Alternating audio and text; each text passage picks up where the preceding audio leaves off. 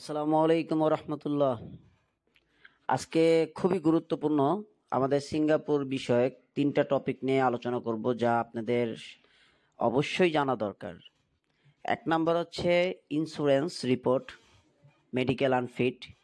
দ্বিতীয় নাম্বার হচ্ছে রিজেক্ট এবং তৃতীয় নাম্বার হচ্ছে বস কমপ্লেন।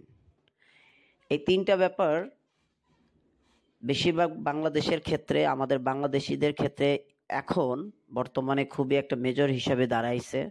আইপি করতে গেলে আমাদের এই বিষয়গুলো চলে আসে এবং আইপি রিজেক্ট চলে আসতেছে, আইপি হচ্ছে না, বিভিন্ন ধরনের প্রবলেম, সিঙ্গাপুর যাওয়াটা অনিশ্চিত হয়ে যাচ্ছে। তা প্রথম একটা সংক্ষিপ্ত আলোচনা, সেটা হচ্ছে ইন্স্যুরেন্স ক্লেম।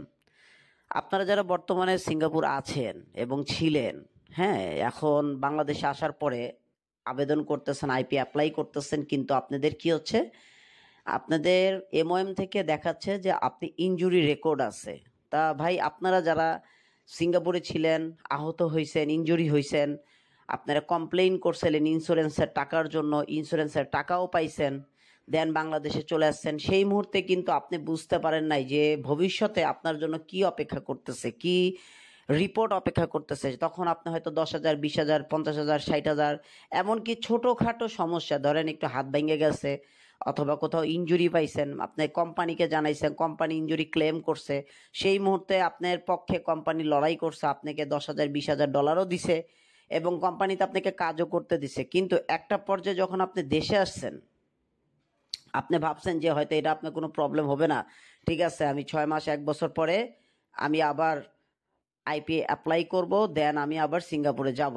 হ্যাঁ, তাদের এখন কি হয়েছে, আমরা যখন আইপিগুলো অ্যাপ্লাই করতেছি, তাদেরকে ডাইরেক্ট এমওএম কমপ্লেইন জানাইতেছে যে এই ওয়ার্কারটা ইনজুরি রেকর্ড আছে, এই ওয়ার্কারকে নেওয়া যাবে না, ওয়ার্কারটা হচ্ছে আহত ওয়ার্কার, সে হচ্ছে ক্ষতিগ্রস্ত ওয়ার্কার, সো অন্য ওয়ার্কারকে নাও। যখন এই রিপোর্টটা আপনার প্রোফাইলে এমওএম শো করাবে, তখন কোনো কোম্পানি, ভালো কোম্পানি হোক আর সাবকন কোম্পানি হোক, মেইনকন কোম্পানি হোক, আপনাকে নিতে চাবে না।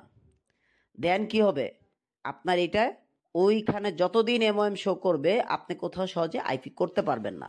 সেই ক্ষেত্রে তখন কি হবে, তখন আবার কিছু সাপ্লাই কোম্পানি এমওএম এর সাথে এভাবে যোগাযোগ করে তারা কিছু কোঠা নেয়। সেই কোঠার ব্যবধানে তারা কি হয়, ইনজুরি ওয়ার্কার নেওয়ার আমাদের দ্বারা সার্কুলার দেয়। সেই ক্ষেত্রে কস্টিংটা অনেক বাড়ে, 3,000, 3,500, কোনো কোনো ক্ষেত্রে, অনেক ক্ষেত্রে অনেকে $4,000 পর্যন্ত নিয়ে থাকে। তাহলে এখন আপনি ভাবেন, এবং সেটা কিন্তু অনিশ্চিত, সেটা যে আপনি যেতে পারবেন কিনা তার কোনো নিশ্চয়তা থাকে না। তাহলে এখন দেখেন, আপনি যদি সিঙ্গাপুর করার ইচ্ছা থাকে, তাহলে ছোটোখাটো ইনজুরিটা আপনাকে মেনে নিতে হবে, এবং সেক্ষেত্রে আপনি যাতে ইনজুরি ক্লেম না হয়, কোম্পানির প্রয়োজন হয়। কোম্পানি কিন্তু তখন, যতক্ষণ আপনি সিঙ্গাপুর আছেন ততক্ষণ কোম্পানি আপনার কথা বলবে, কারণ সে জানে আপনি যদি এমওএমে নেগেটিভ কমপ্লেন করেন কোম্পানির বিরুদ্ধে, তখন কোম্পানি মামলা খাবে, সে সাইট পাবে না, তার কোঠা কমে যাবে, পয়েন্ট কমে যাবে। এটাই হলো রিয়েলিটি, এটা হলো বাস্তবতা। সো আপনার পক্ষে তারা কাজ করবে। আপনি যতক্ষণ আপনি এয়ারপোর্ট পার হবেন না, ততক্ষণ মনে রাখবেন আপনার ক্ষমতা আছে, as like worker, as like client হিসাবে আপনার সিঙ্গাপুরে ক্ষমতা আছে আইন অনুযায়ী। যখন আপনি সিঙ্গাপুর এয়ারপোর্ট পার হয়ে যাবেন, তখন আপনার ক্ষমতা শেষ, তখন আপনার কোনো ক্ষমতা নাই। তখন তারা এমওএমএ আপনার বিরুদ্ধে রিপোর্ট করবে যে এটা হচ্ছে ইনজুরি ওয়ার্কার ছিল, এই যে ইন্স্যুরেন্স করছে, এত টাকা পাইছে, এই ওয়ার্কার ইনজুরি ওয়ার্কার। তখন আপনি যখন দেশে আসবেন, দেন আপনি আইপি অ্যাপ্লাই করবেন, তখন আপনাকে ইনজুরি রেকর্ড শো করবে এমওএম। সো আপনি কি বুঝলেন, আপনি যদি নেক্সটে সিঙ্গাপুর যাওয়ার ইচ্ছা থাকে, যারা এরকম চিন্তা ভাবনা করতেছেন যে আমার ইনজুরি হালকা পাতলা সমস্যা হয়েছে, আমি ইনজুরি ক্লেম করব, তারা যদি রিটার্ন সিঙ্গাপুরে যেতে চান, তাহলে ওই চিন্তা ভাবনাটা বাদ দিয়ে আপনারা কোম্পানির প্রয়োজনায় পড়বেন না। ঠিক আছে, দরকার একটা মোস্তফা সেন্টার আছে, বিভিন্ন জুরোগিস্টের সেন্টার আছে, বিভিন্ন লয়ারের কাছে যান, ভালো ভালো এজেন্সির কাছে পরামর্শ নেন, নিরপেক্ষভাবে পরামর্শ নেন। আপনি 10,000-এর জন্য, $10,000 জন্য সিঙ্গাপুর ছাড়বেন না। $20,000 জন্য আপনার যদি বড় ক্ষতি হয়, তখন 50,000, $60,000 ক্লেম করে নিয়ে চলে আসেন, নো প্রবলেম। মনে রাখবেন, $50,000 যে injury record, $10,000 same injury record MM show করবে। ওকে, এক নাম্বার গুরুত্বপূর্ণ একটা তথ্য আপনাদেরকে আমি দিলাম। দ্বিতীয় তথ্য, রিজেক্ট আর বস কমপ্লেন। বস কমপ্লেন, আপনি আপনার বসের সাথে, কোম্পানিতে বসের সাথে তর্ক বিতর্ক জড়াইছেন, আপনি মারতে গেছেন, আপনি তার কথা শোনেন না, এরকম হইতেই পারে, অ্যাভেলেবেল। কারণ চায়নারদের আন্ডারে কাজ করাটা কতটা কঠিন, যারা আমরা সিঙ্গাপুরে থাকছি এবং থাকি, তারা আমরা জানি। সো একটা জিনিস আমাদের বাংলা ভাইদের মাথায় রাখতে হবে, আপনাকে ধৈর্য ধারণ করতে হবে। আপনার বস, আপনি যখন তার আন্ডারে কাজ করবেন, আপনি নেগেটিভ করছেন, সে আপনাকে কিছু বলতেছে না, আপনার রেকর্ডটা সে কি করলো, আস্তে করে বস একটা কমপ্লেন ফর্ম আছে, যে কোনোভাবে হোক আপনাকে একটা ফর্মে পূরণ করায়া সে আপনার নেগেটিভ রিপোর্টটা এমওএম এ শো করলো। সাথে সাথে এমওএম হচ্ছে অ্যাজ লাইক জাতিসংঘের মতন, তারা কিন্তু কোম্পানির হয়ে কথা বলে, কোম্পানির মাইর পেস তারা এটাই মানে। ওয়ার্কারের পক্ষে খুব কমই আছে এমওএম রায় দেয়, সাক্ষী দেয়। যদি ওয়ার্কারের পক্ষেই থাকতো, আপনারা নর্মালি চিন্তা করবেন, তাহলে আপনার এই বস কমপ্লেইন রেকর্ড শো করতো না, ইনজুরি রেকর্ড শো করতো না। তাহলে যদি এমওএম যদি ওয়ার্কারের পক্ষেই থাকতো, বাংলাদেশিদের পক্ষেই থাকতো, তাহলে তো আপনাদের এই রেকর্ডগুলো শো করার কোনো দরকার নাই, আপনাদের রিজেক্ট দেওয়ার দরকার নাই। সো আপনাদেরকে মাথায় রাখতে হবে, আপনারা বসের সাথে যতক্ষণ ওই কোম্পানিতে আছেন, বসের ঝাড়ি, বসের ফাঁক এগুলো মেনে নেন, তর্কে জড়ায়েন না। আপনি দরকার হলে রিজাইন দিয়ে চলে আসেন, নিয়মতান্ত্রিক রিজাইন দিয়ে চলে আসেন, তাও আপনি তর্কে জড়ায়েন না, কারণ তার হাতে ক্ষমতা আছে। আপনি যখন কোম্পানি থেকে চলে আসবেন, আপনার নামে যে কোনোভাবে হোক আপনার সাইনটা নিয়ে এসে কমপ্লেন করলে আপনি বস কমপ্লেন হয়ে গেল। আপনি যত সিঙ্গাপুরে ডিগ্রি থাক, যতদিনই সিঙ্গাপুরে থাকেন, আপনি হয়তো ভাবতেছেন ইনস্ট্যান্ট সিঙ্গাপুরে আছেন, আপনি একটা safety coordinator, engineer, safety assessor, আপনি মনে করতেছেন সিঙ্গাপুরটা মনে হয় আমারই। আপনি সেই মুহূর্তে ক্ষমতায় এরকমই মনে হবে, বাট আপনি এটা মনে রাখবেন, আমরা জাস্ট ওখানে অভিবাসী কর্মী, আমরা সিঙ্গাপুরের কোনো পিয়ার না, সিঙ্গাপুরের সিটিজেন না। সো আমরা যদি ওখানে কোনো ক্লেম করি, সেটা বড় ক্লেম। তাদের ঝাড়ি, তাদের ফাঁক, চাইনিজ, মালাই, এদের ফাঁক, এদের ঝাড়ি কিছু না, সব দোষ আমাদের। এটা আপনাদের মাথায় রাখতে হবে। সো আপনার 10টা ডিগ্রি আছে, 10টা সেন্টারে আপনি ভালো অবস্থানে ছিলেন, কোম্পানিতে ভালো অবস্থানে ছিলেন, ভাই এগুলো ভুলে যাইতে হবে। আমরা ওখানকার ওয়ার্কারের যে ডিসিপ্লিন, সেফটি অফিসারেরও সেই ডিসিপ্লিন, অ্যাজ লাইক আপনি বাংলাদেশি সিঙ্গাপুরে কাজ করতে গেছেন, যে পজিশনেই থাকেন, ওই পজিশনটা কিন্তু অল টাইম আপনার ভ্যারি করবে না।